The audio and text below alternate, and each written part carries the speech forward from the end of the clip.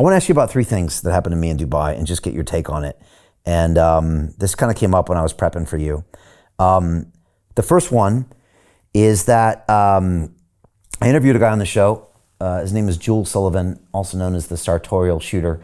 And he's a pretty masculine guy, but a very interesting guy, Australian guy who now lives in Dubai. He actually reverted to Islam as well. And so, you don't always see a 6'6", white dude who's former, military security, who's also into Islam and is very devout in that. And I really enjoyed meeting him, and he invited me one night to a gathering of men. And he just said, look, we're having this thing on Thursday. There's some pretty interesting guys, some high-level guys. You should really stop by. And I had something already booked, and I broke it to go to this because part of me told me I really needed to show up. And I'm telling you, Connor, it was one of the more special evenings that I had this year. I was surrounded by like 20 really high-level men. And when these guys came to this event, we were just kind of hanging out in like a place. And they came, and each one of them walked around and introduced themselves to everybody.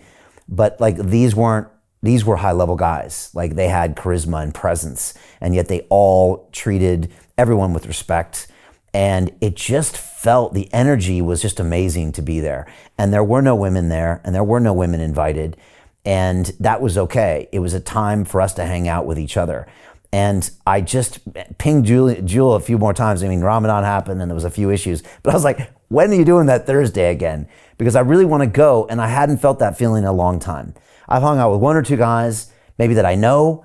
I've hung out with very amazing males on the set of London Real, and I think I told you last time, 14 years of London Real is just my search for the perfect alpha male to show me what to do with my life. But this was something kind of special. It was like a wolf pack or a group of men that it was just powerful to be around, and I wanted to be around it again. And Jewel believes that, as men, we're meant to go out and, do things with our brothers. We're meant to go out and conquer worlds and all these things. We're not meant to, I'll say it, take the kids to the soccer game or analyze our wife's problems that night. He's like, look, I want to treat them with respect and do that, but let's not forget this need for us to do cool, maybe dangerous things with our brothers. And let's not forget that, because otherwise we can't be a good husband as well, or a good father. And I'm just curious what your thoughts are on that. But that was an interesting experience that I noted I wasn't having. I had it in Dubai and not in the West. That's another interesting thing. What was present in that gathering that you think is missing from your other male friendships? Maybe it was just the scale, there was 15, 20 of us. And it was, and maybe because they were new, and I felt like there was something there. I don't know. It just felt like it was kind of a special group to be around, and a special, I don't know, kind of like a brotherhood thing going on there that I wouldn't necessarily be able to access. And then that's just kind of what I felt. And I just felt like it was something I really was drawn to, and I really want to make sure I make an effort to do that and exercise that part in my life. Not just hang out with a buddy for the weekend and have dinner, and not just do that, but to go do things with a group of kind of brothers that you trust, that are pushing you to be the best version of yourself, that all have their games elevated really high, which makes you want to elevate your own game. And you're around them and you're like, whoa, I get this one-on-one in here, but I'm rarely around 10 of those people. Yeah. And I really noticed it. And it just came up when I was kind of thinking about you tonight. And I'm just curious, because you talk about that. You say that as men, we really don't have these groups of men that we can always be around, to learn from or feel secure in, or even to make friendships like that. So I'm curious what you think. And even for someone like me, who has a lot of access to this, I still found it unique. Yeah, I mean, I think that all men, if they are really honest with themselves, want male friendship or male brotherhood that is aspirational, where they know they're going to be challenged, tested, and they're going to be asked to rise in some way. you're going to be asked to, how would we want to phrase that? Be better than you are right now. Like that is at the core of masculine relationship. Yeah. I'm going to ask you to be better than you are right now. Investment Club. Today, I consider it the best investment that I've ever made. We get 4 projects presented a week by their associated CEOs. Personally, I'm completely blown away by the quality of these projects, and I know of nowhere else where I would be given this same opportunity. Each week that passes, I feel more appreciative of the fact that I'm a member of this group. The vibe was just tremendous. Everybody's on the same wavelength. We just clicked. Everybody listened to each other, enjoyed their company. It was just magical, magical. Take action. Don't take my word for it. Due diligence you need to do. And I really hope that someday down the road I see you in the club. It far exceeded expectations, without question.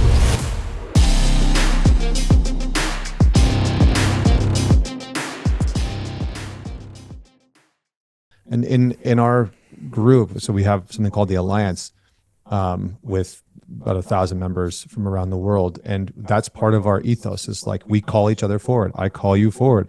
You say you want to do this. I'm going to call you forward into doing it. You say you want to stop drinking, and yet you show up onto a call, or, you text me and you say that you're a beer deep or something like that, whatever it is. The point is that there is this spark that comes alive in us where we get to venture out into the world with men that we know and can sense not only have our back, because it's kind of cliche, but that will kind of like go to war with us. Maybe not actual war, but like the war of building a business, the war of building an exceptional marriage, because it's not easy. And I actually think, to tie back into that dating piece, that's why so many people aren't getting into relationships, because they don't want to do hard shit. They are so hard shit averse. Mm-hmm. Our culture has made it just so easy for people to be complacent and soft.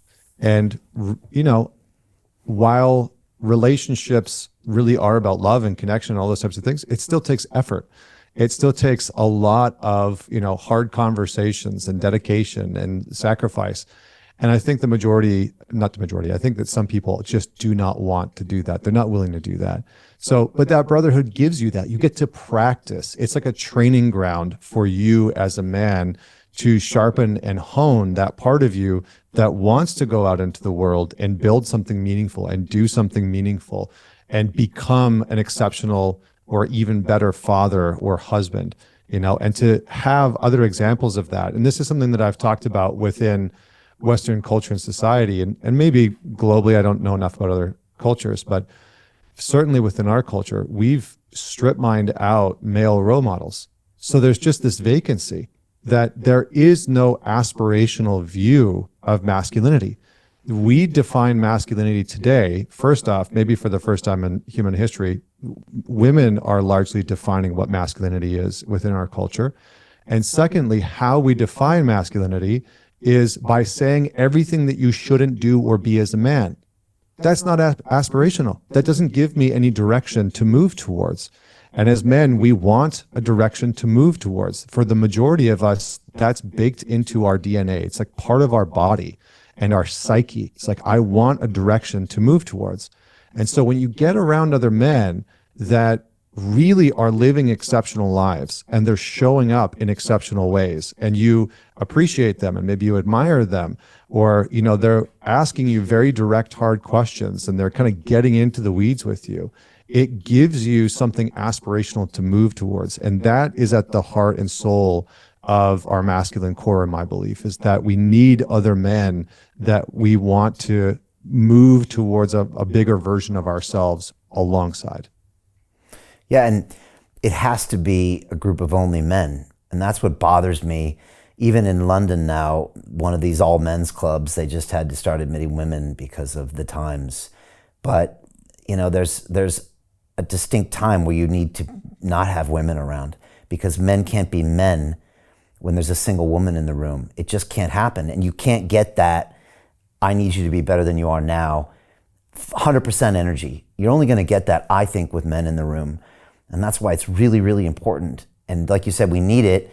We probably even need it for the women, right? Because again, yeah, and that's something I guess women need to know is that we need that time, because that dynamic changes massively when one of them is in the room, and then without it, it just, I feel like that's how it's in our DNA. Definitely, we're honed in to be a part of that pack and to make us all sharper on the back of it. But it's something that's very, very hard to find. Yeah, and I really think it's unfortunate that we are dismantling those things in our culture.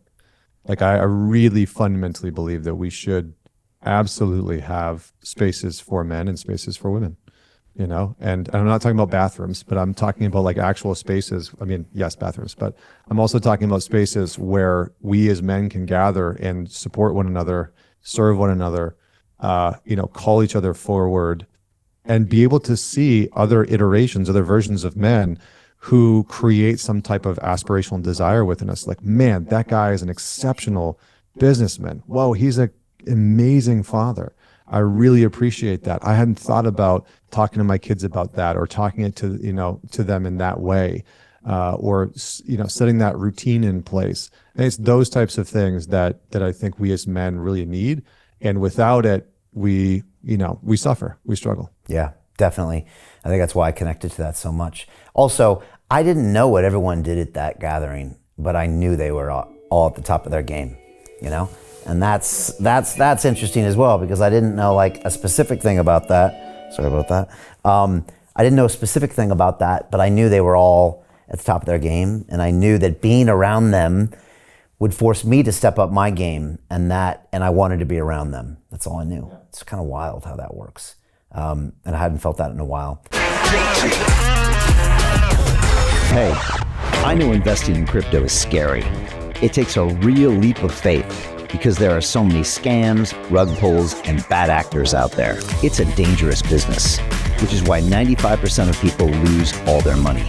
Well, that's why I created the London Real Investment Club, so you can access the hottest deals on the planet and use the crypto bull market to create the generational wealth that you deserve. Join my team of over 100 people from around the world that are making millions of dollars behind the scenes investing in blockchain, AI, Web3 games, DeFi, Bitcoin, and more. Don't miss out. Click the link below to book a call with one of my team now. But hurry, this bull market will end soon. I know investing in crypto can be scary. That's why you gotta join the investment club. Pull the trigger. Let's do this.